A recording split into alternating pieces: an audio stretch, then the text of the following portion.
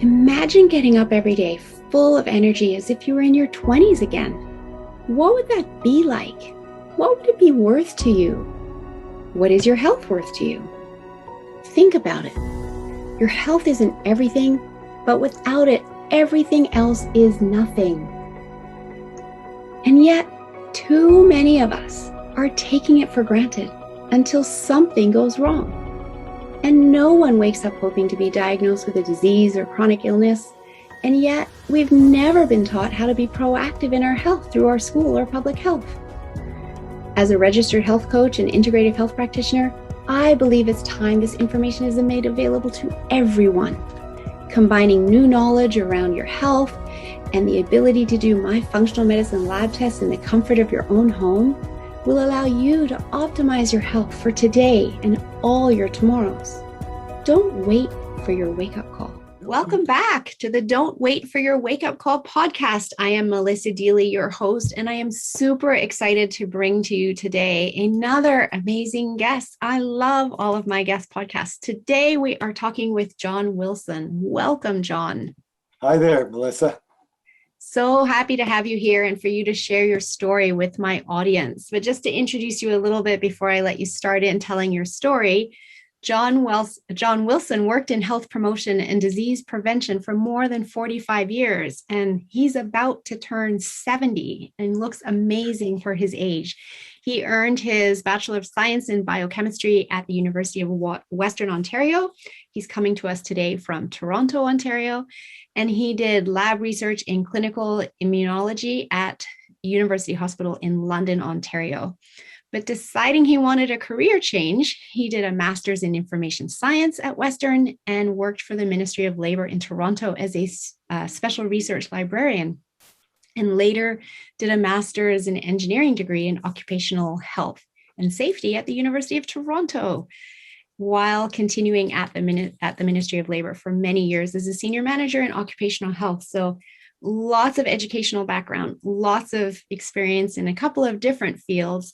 And more importantly than all of that, his wife of 36 years, Nikki Cummins, is his business partner as well as life partner. And together, they continue to improve the lives of their clients and business associates in Canada and the US, and actively look to expand their reach to many other countries. So welcome again, John.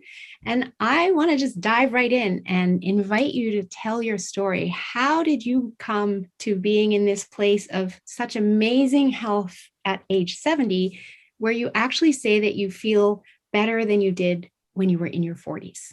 People want to know. That's true, Melissa. Hard to believe, eh? Yeah. It's people never believe that my wife or I are as old as we are, especially my wife. And I say how old she is. She's older than me. I won't tell you how old. They say, no. How old is she really? Because she can't be that age. Yeah. People don't believe it. And it's funny because I like to say, there's that Tina Turner song, If I Could Turn Back Time. And I love that song. It's got such a great beat to it. But people discount it as not being possible. But the reality is that we can actually turn back time when we start to really take proactive action in our health, because some of the things that we're unknowingly doing today in the way we're eating and not supporting our body with enough nutrition, and we're depleted in minerals and vitamins, is actually causing us to age faster, as are our inflammation levels and our stress levels. And when we turn all of that around, we can turn back time, which is exactly what you've done in your story. So I love it. Exactly, Melissa. And I tell prospects and clients in our business that if they're men, I say, look, you've got till about age 25. You're okay. From then on, it's downhill all the way unless you do something about it. And women, of course, are much better. You're good till age 30. After age 30, it's downhill all the way, and you can't just take your health for granted. From then on, you've got to be proactive. The growth and the building goes to that age, and from then on, your genes work in a way that causes your body to deteriorate unless you take proactive steps.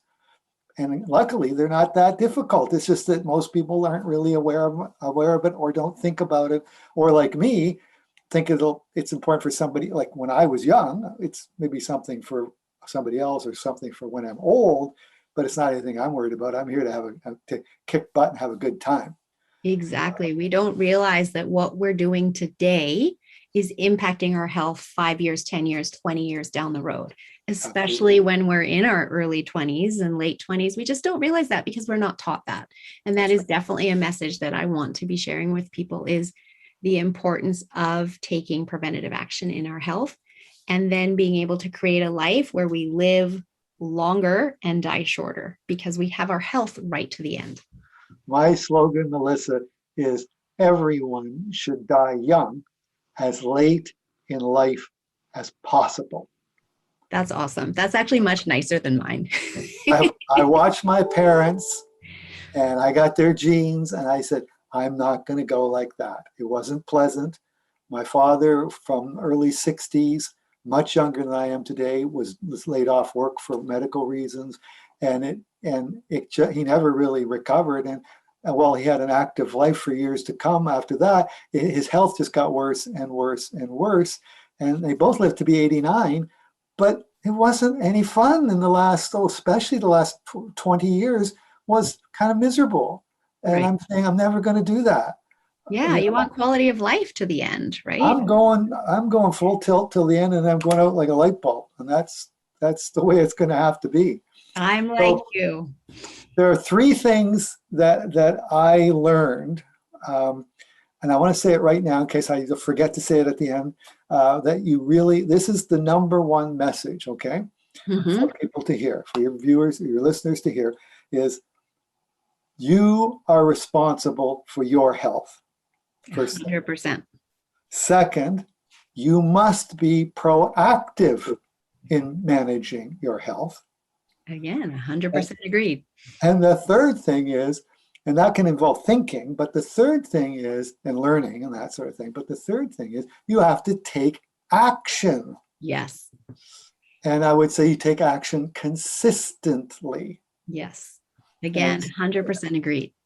And it doesn't have to take huge effort. It's little effort all the time for a long period that makes a huge difference. Yes, it compounds, right? You got it. It compounds. So take me back to your 20s. You were, rocking it and didn't care about your health. And then where did that shift for you, where you started to go, wait a minute? I in my let's see, it would have been my late 20s. I sold my car, moved to downtown Toronto. I was an early adopter. I probably moved into the very first new high-rise rental apartment in downtown, right in the core, 4 minutes from my office. People thought I was insane.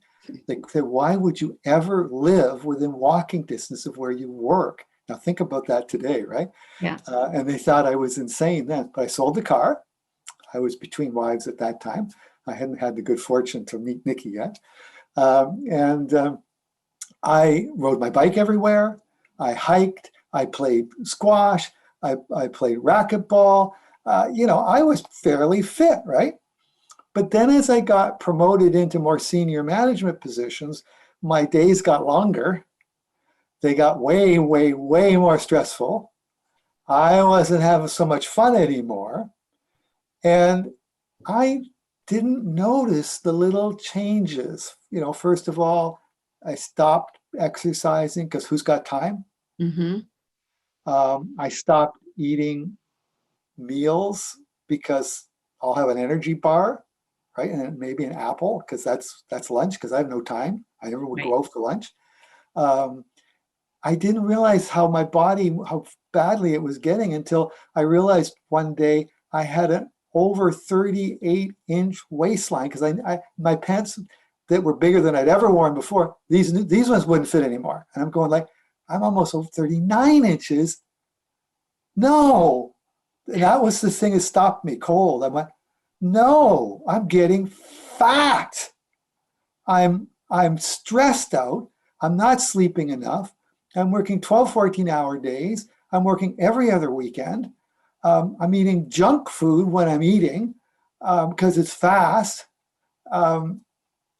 Wow, this is really, really bad. And the funny thing was, when I was at that stage, and I didn't really know quite what to do, the phone rang at work, and it was a recruiter.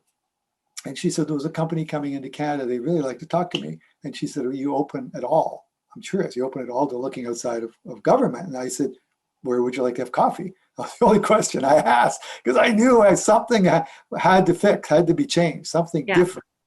And so what was? Noticed that, because I think there's probably a lot of listeners out there that are in the same boat or have been in the same boat or know someone in the same boat, but we don't always take action, to your point earlier, right? Yeah. So this phone call was a wonderful gift. Yes, and you don't you can use this podcast as your call to action. You don't have to wait till something really falls apart. Exactly. Right? And this turned out to be a health company expanding into Canada. There was an opportunity, and I said no at the time, but I was really curious. And I said, you know what? We just went through a downsizing. I had to fire everybody that worked for me. It was just added to the stress. It was a nightmare. Yeah. And these people were in the civil service and thought they had lifetime jobs. Mm-hmm. And it was just, a mess. And I knew they were going to get rid of senior management too. In a bit, it would take a little longer, because we'd get rid of all the employees first, and then they could get rid of senior people.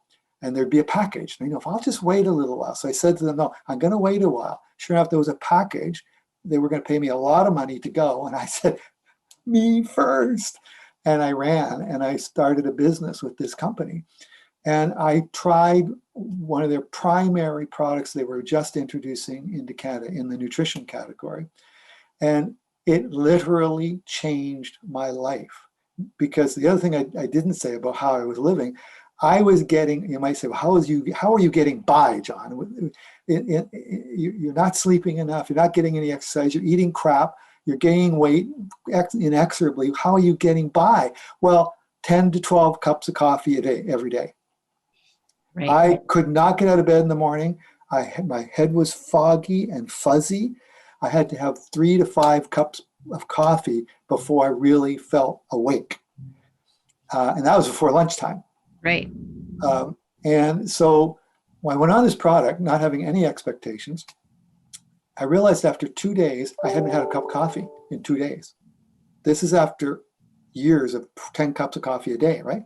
I had no withdrawal symptoms, and my head was totally focused, laser sharp, clear. And I realized I had jumped out of bed that morning at 6 a.m. without even the alarm and gone to work, and realized at lunchtime, what is going on?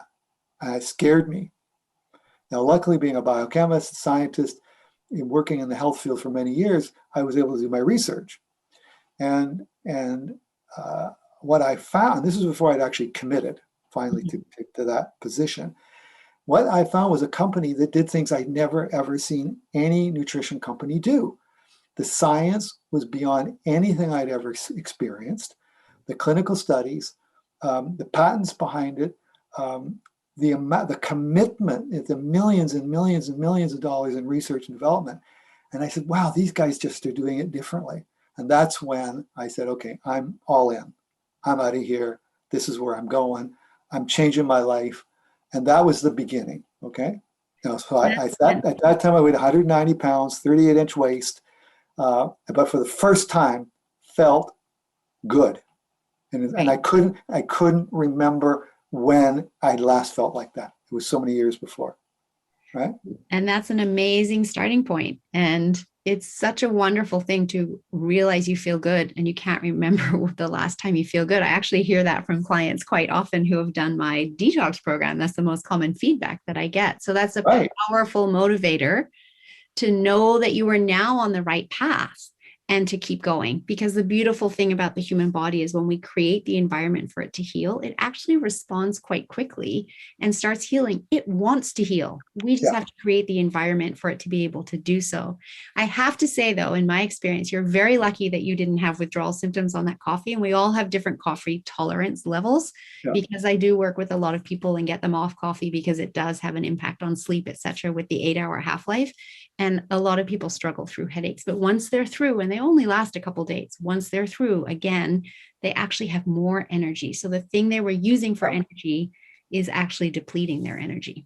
Well, it's interesting you say that, Melissa, because my wife and I had switched to decaf at home. Mm-hmm. And we would go visit my parents in London, Ontario, on the weekend sometimes.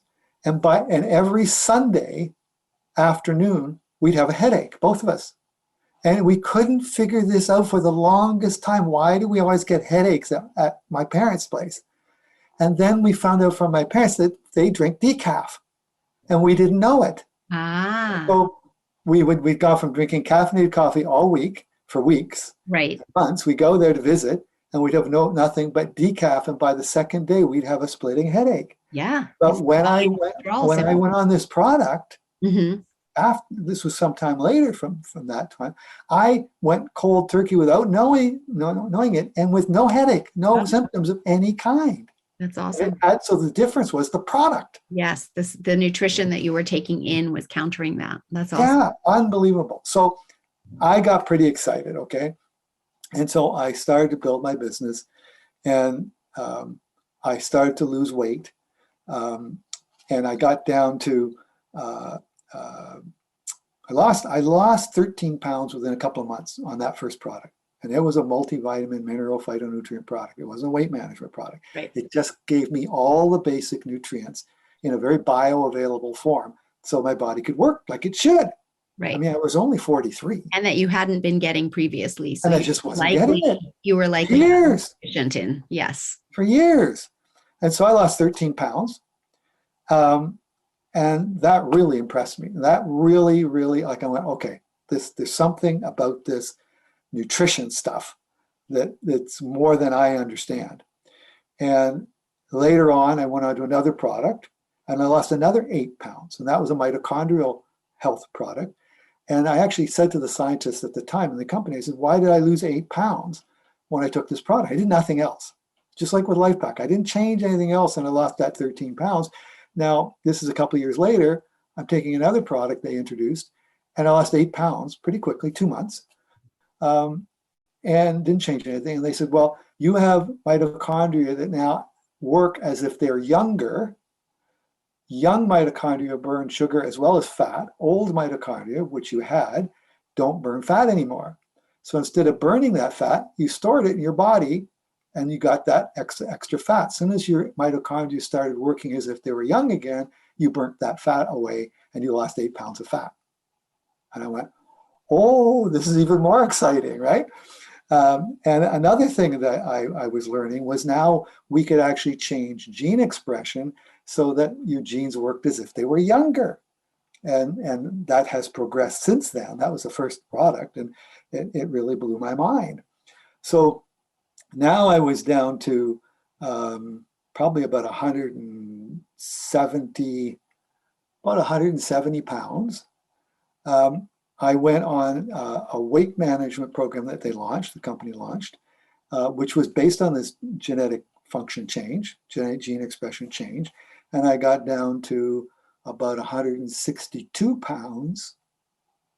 But then I started to gain weight, but what it was muscle mass while I continued to lose body fat. So I gained over the program, 90 days, I gained 5 pounds.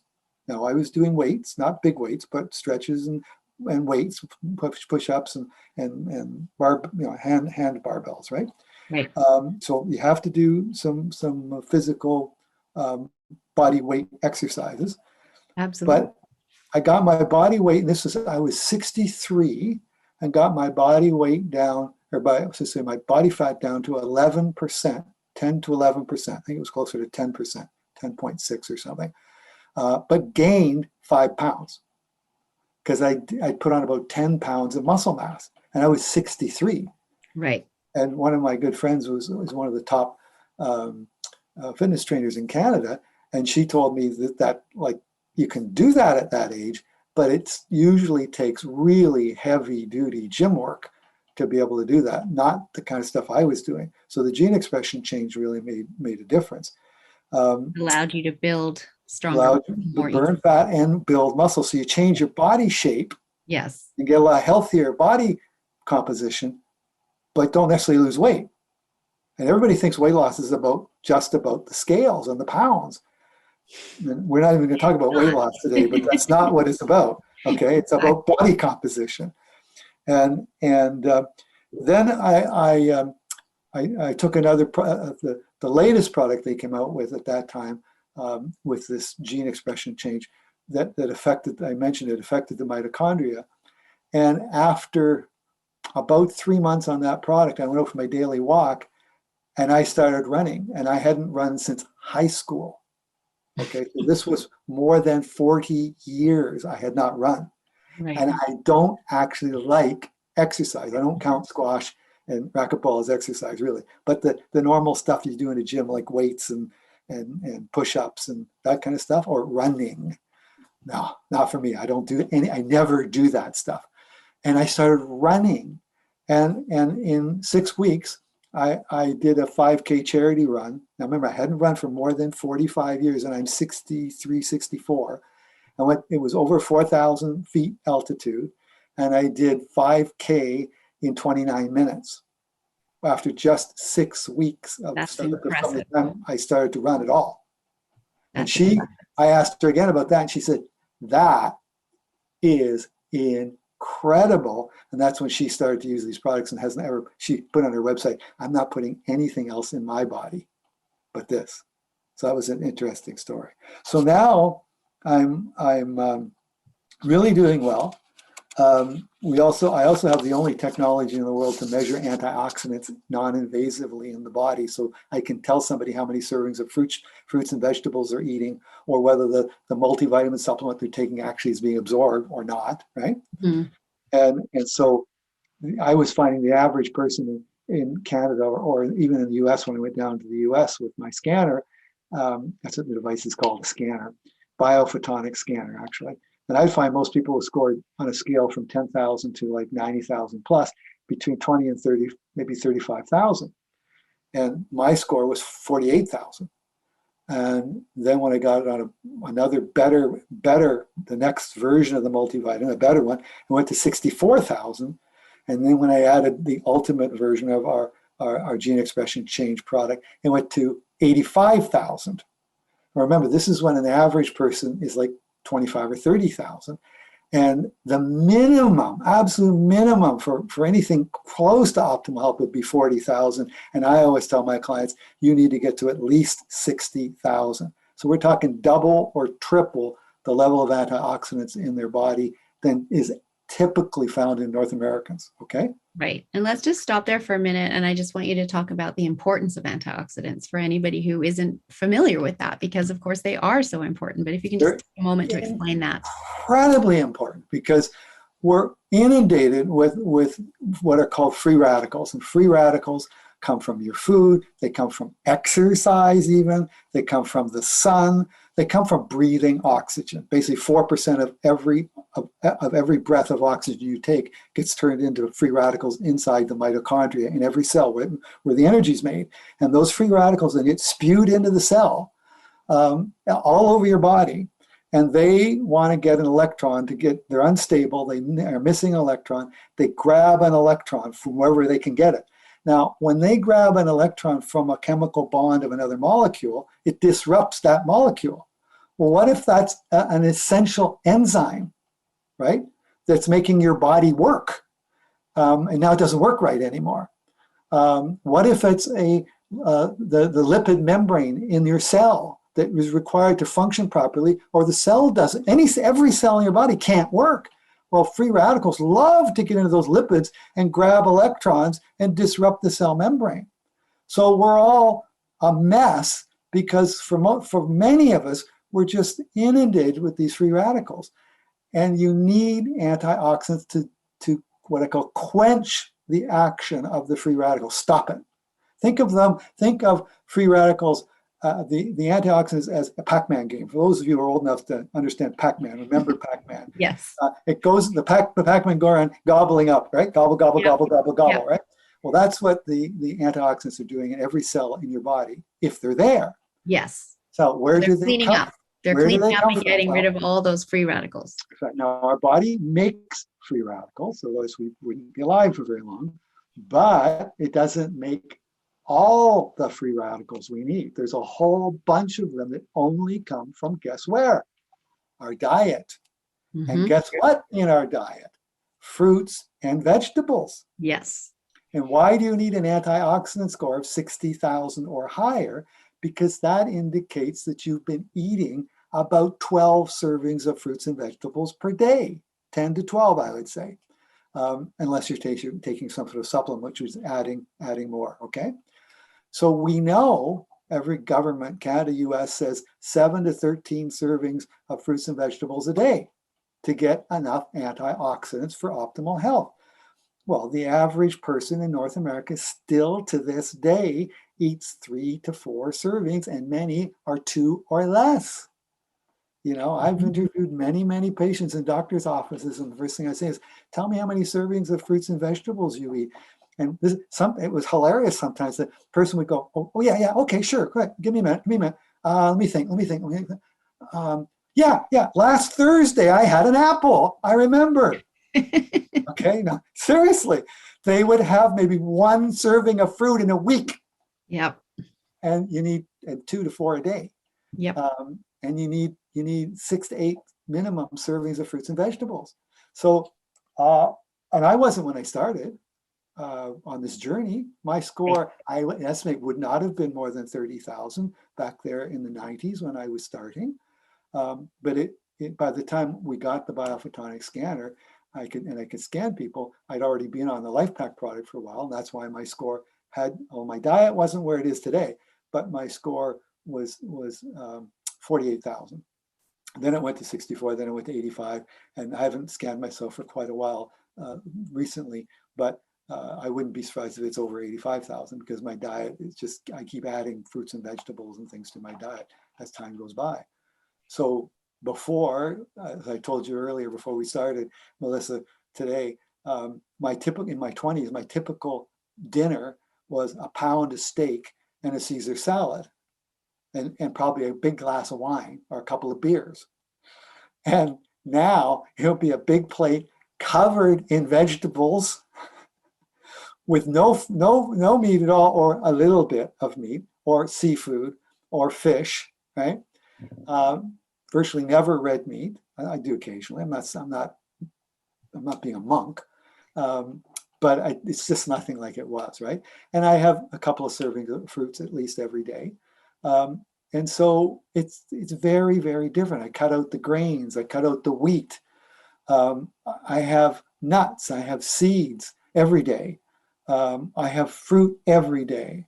I have fermented foods as well every day. So these are all things I learned on the last stage of my journey, which takes me to the last year. Okay. It's been a tough year. This was an eye-opening year, tough at times, but again, life-changing.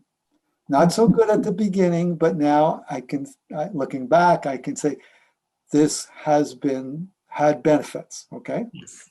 So we have to go back to the summer of 2016, 5 years ago. I had a brown spot on the shin of my left leg for 20 years. Had been there, was about this big around. It had been there forever, a couple of decades. It started to make little changes, and I started just enough that I started to notice. I thought, well, that's kind of odd. So I had to go to a medical for my annual medical. I saw the doc, and I said, what do you think? He said, that's nothing, don't worry about it. Okay, went back, came home. Noticed, over the next couple of months, it was changing a little more. I went back again. Nope, that's nothing, don't worry about it. That was a different doctor this time too, family doctor.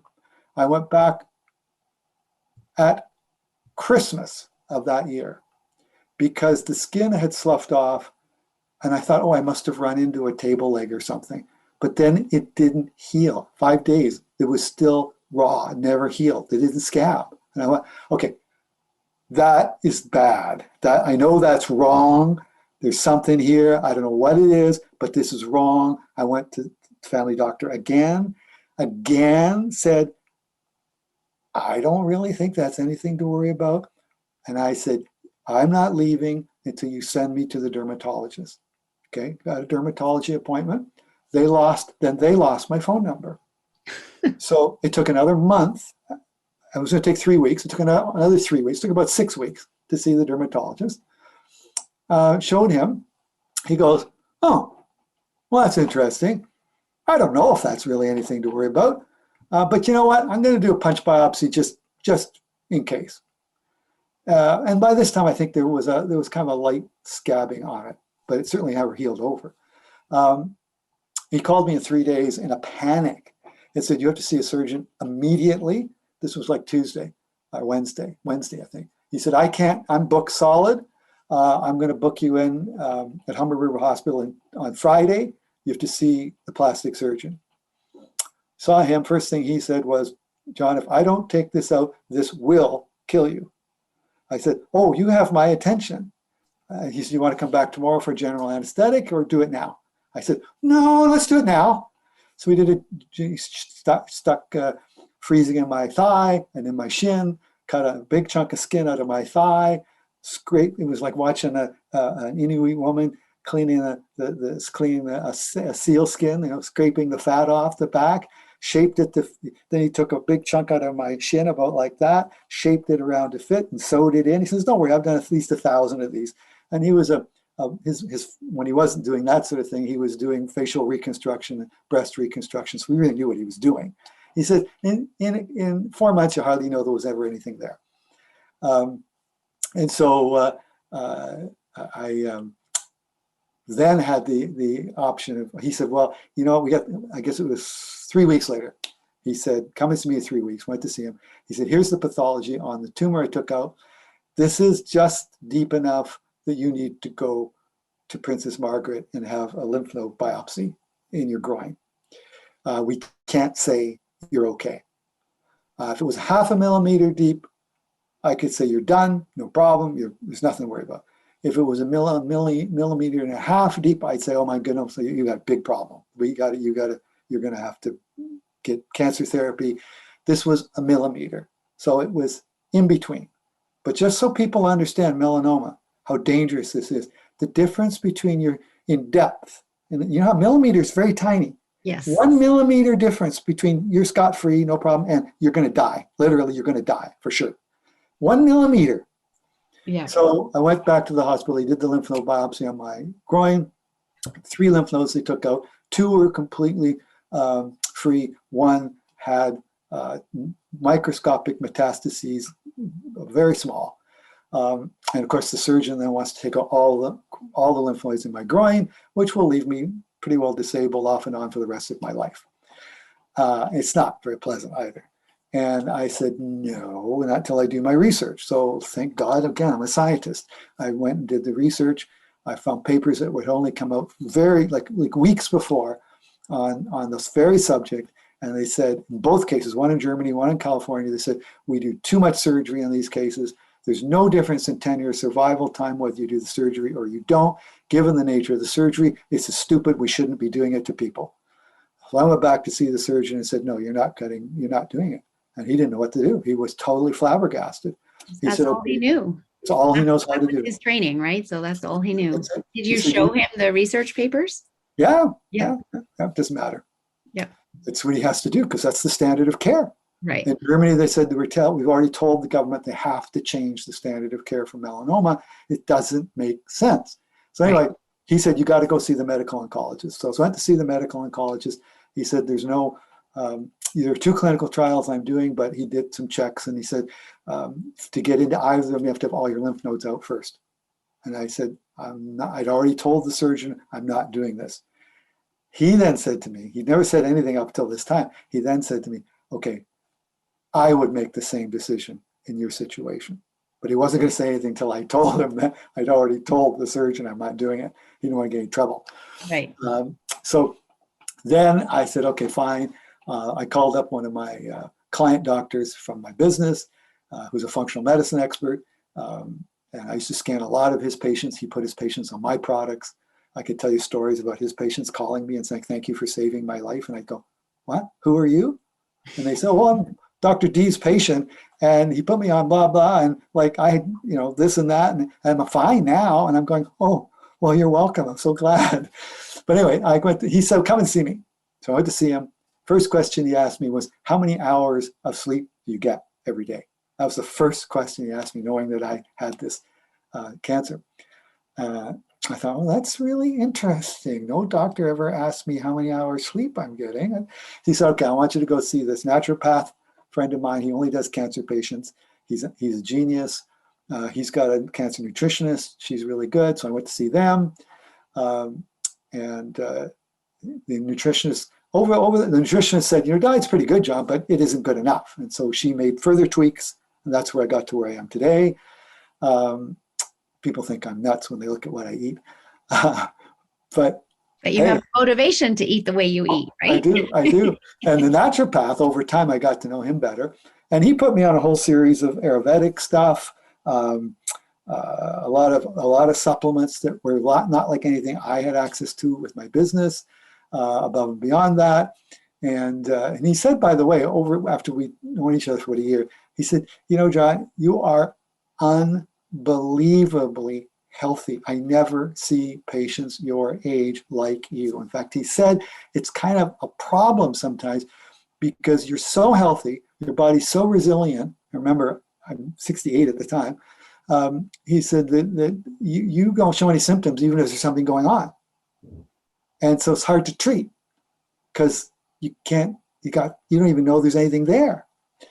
I tell people that all the time when I talk about eating the 80-20 rule, that when we eat well 80% of the time, the body has the resilience to forgive the other 20% of the time, right? And that's what's going on with you here. It may be hard for the naturopathic doctor to treat, but it's serving you in terms of the optimal health that you've been able to find.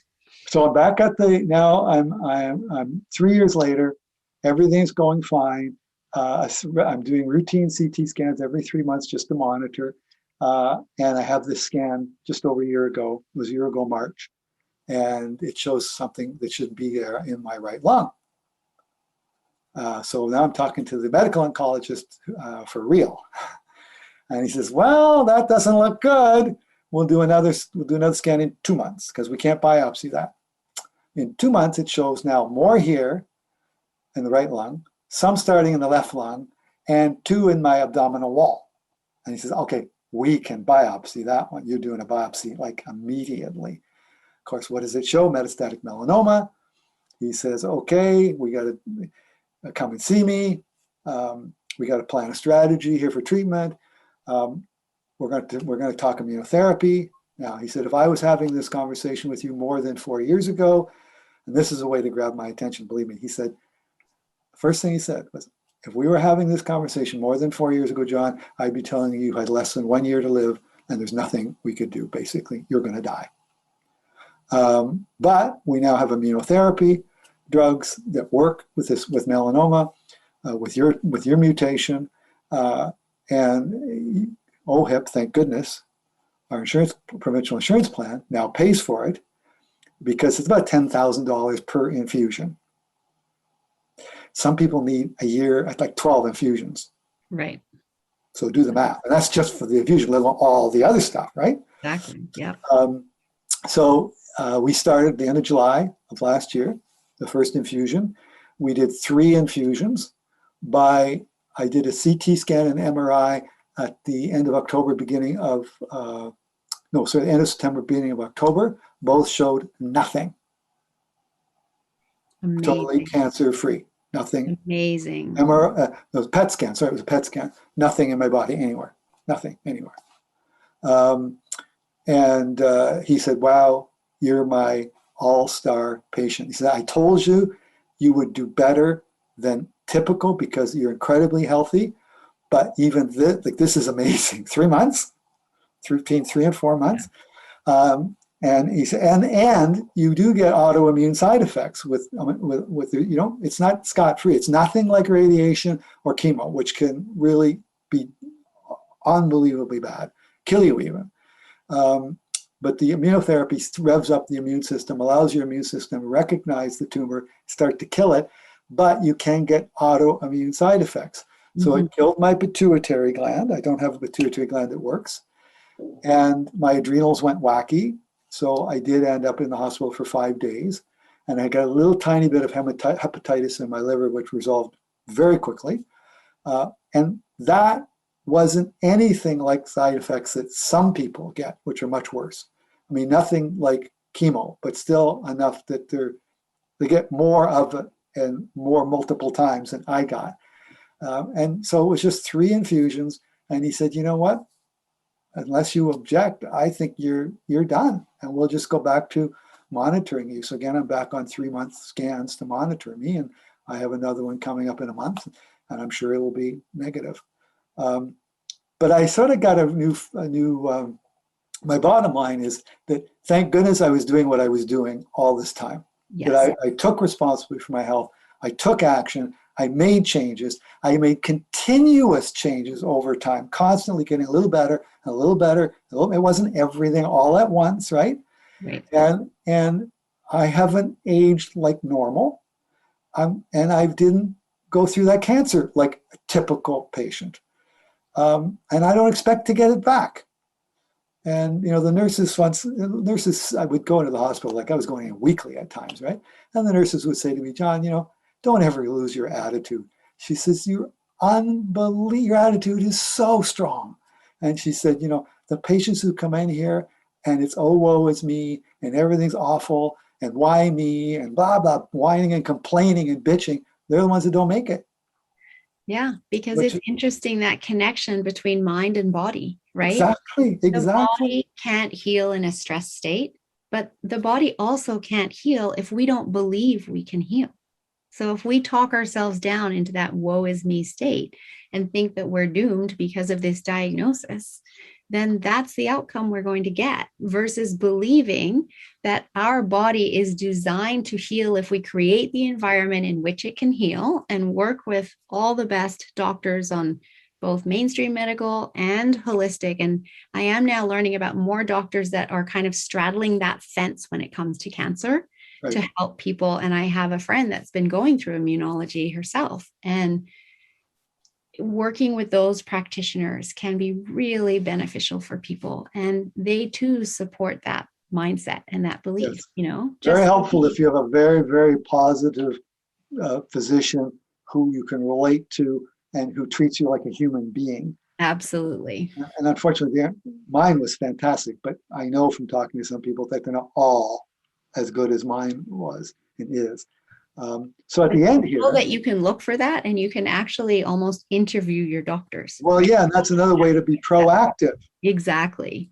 And if you don't have the knowledge and the skills yourself to do the research necessary, I encourage everyone listening to, if you're in a situation like this, to find help to do that. There are people out there who are willing, and if you don't have a friend or somebody that you know who can do that, there are people who can do that. There are patient advocates, there are cancer specialists, there are people who will definitely help you to understand. But don't ever say, oh, it's beyond me, I can't do anything. It's all in the doctor's hands. They're the experts, they know everything. That is a recipe for disaster, okay? It is. And something else I've said on this podcast before, and I agree with exactly what you're saying, and that is to create your health network when you're healthy. We have social networks, we have sporting networks, we have business networks, but we don't think we need a health network. But guess what? If we know who that health network is when we're healthy, then we know when to turn when we need help and may not feel great and may not have the energy to figure it all out for ourselves. Right, exactly. We know exactly where to turn in our moment of need. Right. And I've always had a short list of health practitioners that I work with, often on the holistic side, like a chiropractor, for example. People go, why would you go to a chiropractor? Well, because my back's in perfect shape and my nerves all work right, because I see a chiropractor on a routine basis. My dentist, my hygienist. Well, why do you go to the dentist all the time? Well, because your oral health is directly connected to your systemic health. And if you don't want to have a heart attack or worse, or a stroke or worse, make sure you have excellent periodontal health. That means going and having preventive care and then doing the home care, being responsible. It was my hygienist who taught me that. She would, thank bless her heart, she would kick my ass if I came in and I had pockets were getting bigger or a little bit of bleeding. She said, you're not doing what you're supposed to. Yeah, I know.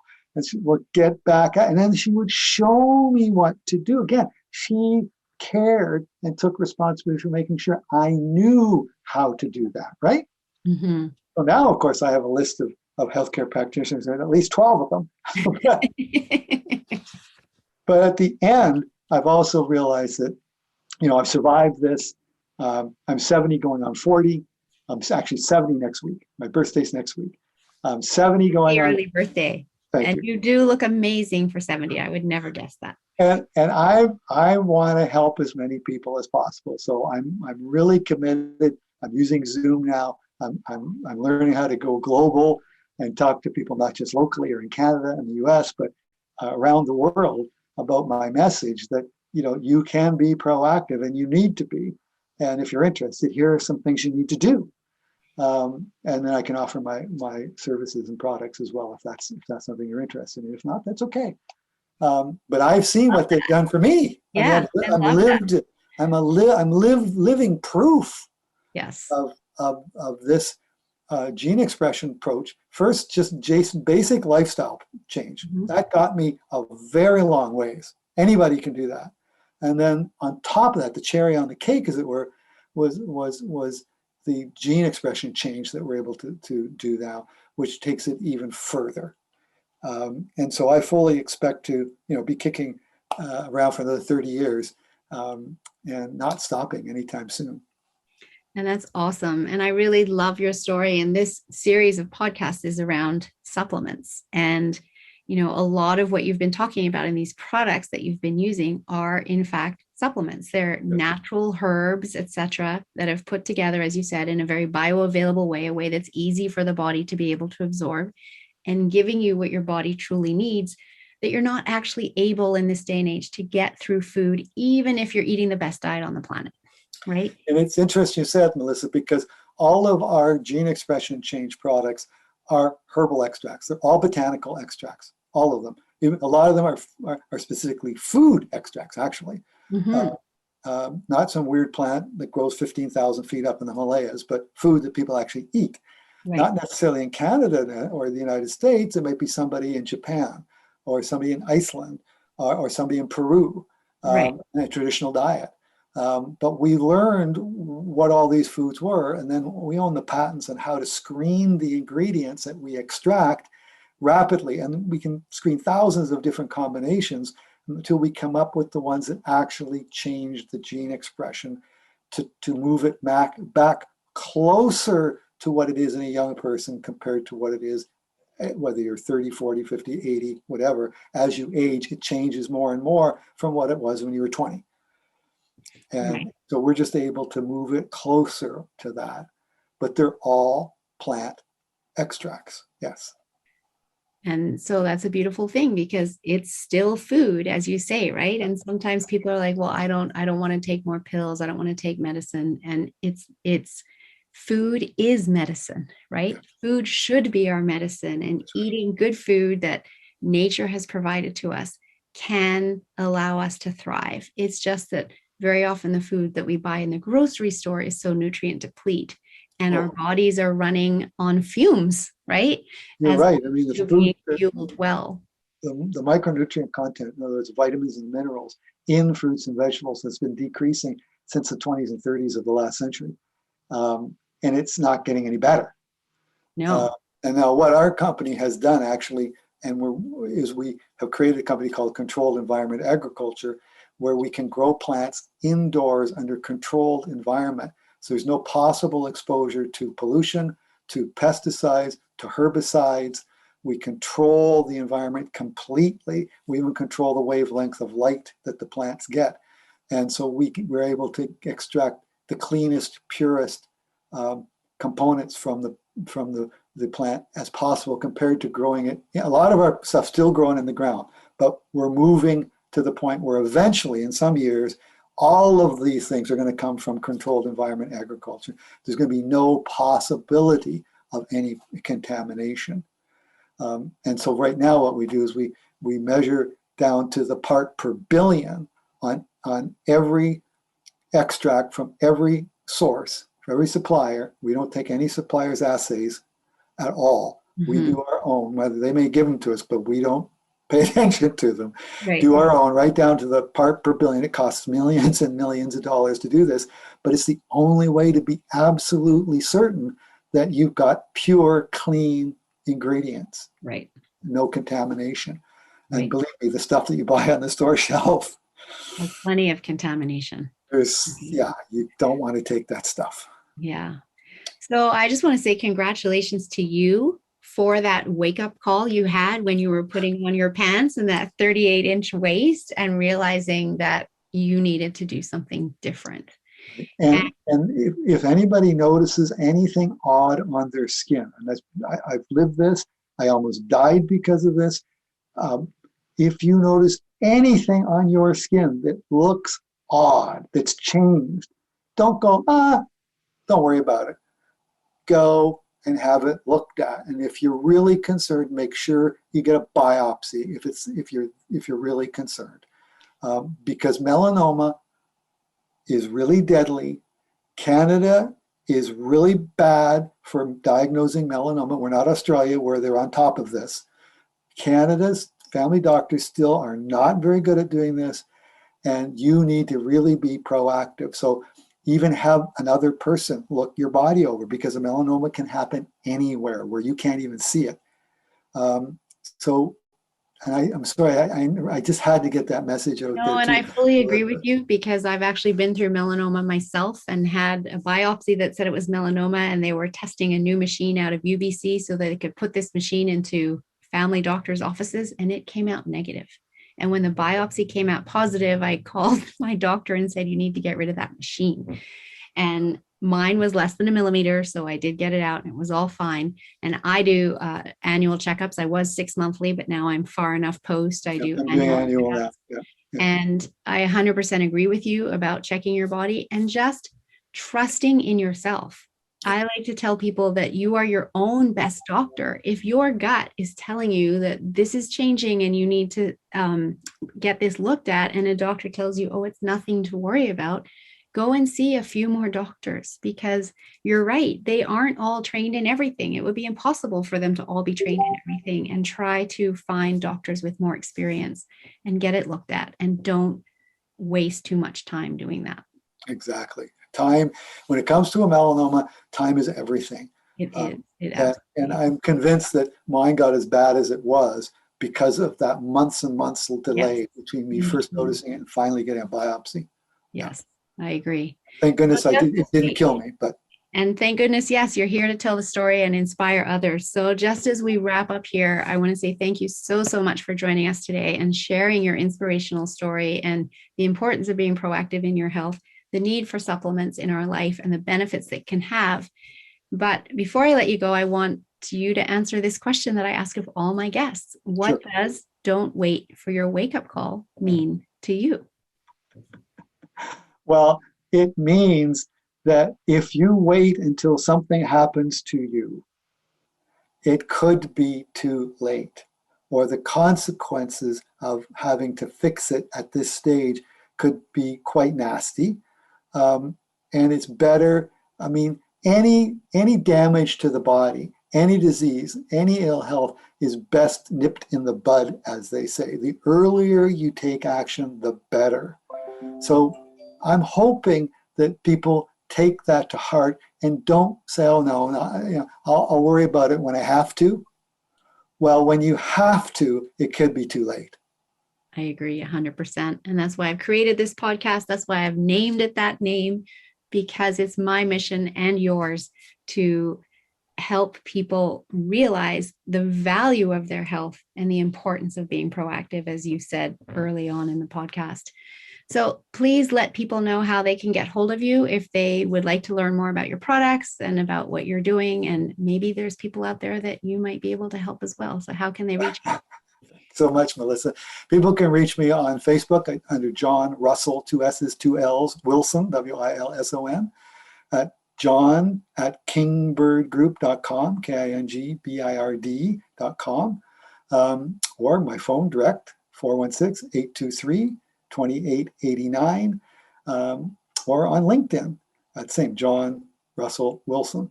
And I'm happy to talk to anybody. It's my mission to help people stay younger longer. I love that. And we can drop all of that contact information into the show notes as well.